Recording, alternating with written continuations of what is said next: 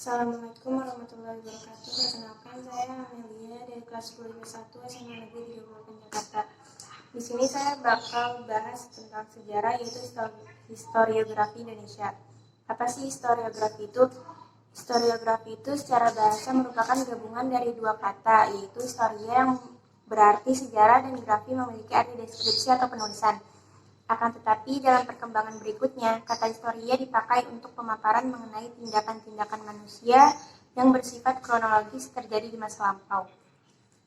Menurut salah satu para ahli, historiografi itu yaitu tahap penulisan kembali suatu peristiwa sejarah sebagai sebuah bentuk catatan sejarah.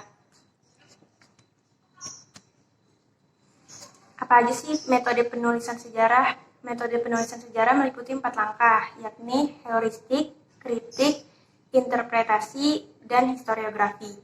Dari berbagai penulisan sejarah historiografi Indonesia, dari berbagai zaman atau masa, baik ditulis oleh bangsa maupun bahasa asing, maka penulisan sejarah Indonesia dapat dikelompokkan menjadi 3, yakni historiografi tradisional, historiografi kolonial, dan historiografi nasional atau modern.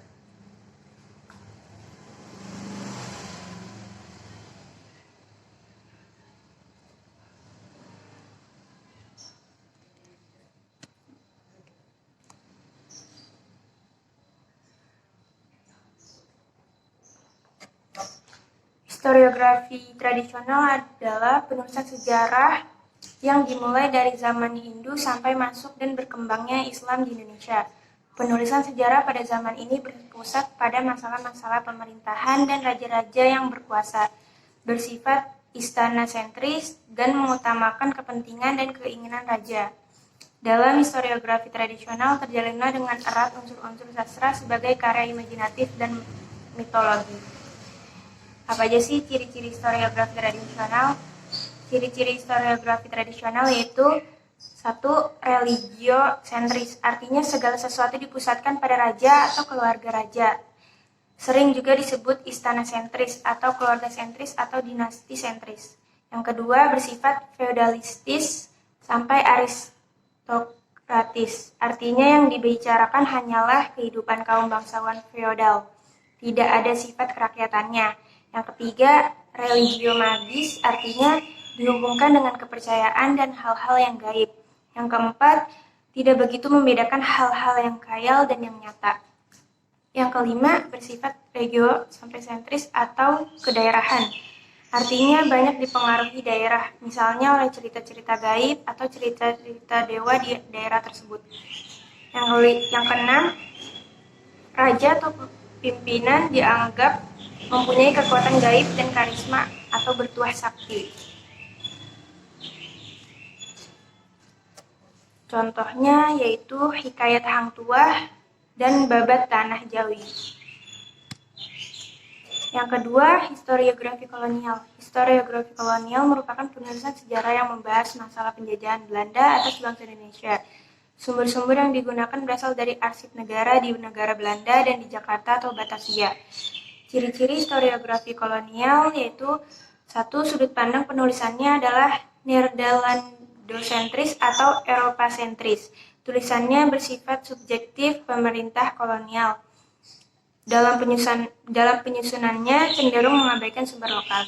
Contoh historiografi kolonial yaitu Indonesian Trade and Society karangan Y.C. van Leur.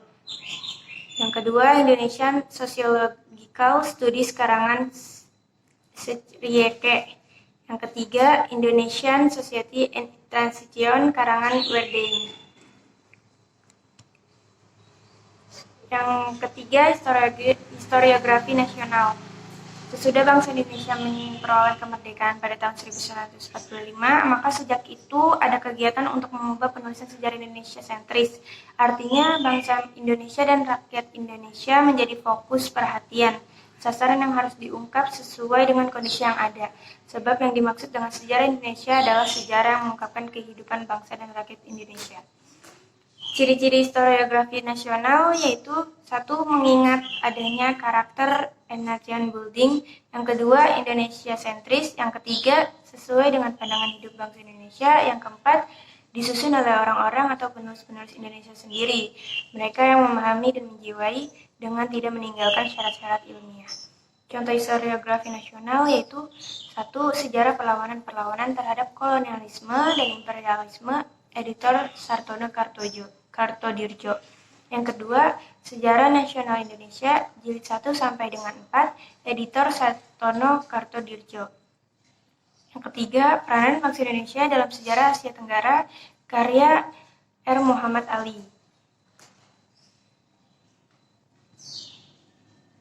Mungkin itu saja yang bisa saya sampaikan, kurang lebihnya mohon maaf. Assalamualaikum warahmatullahi wabarakatuh.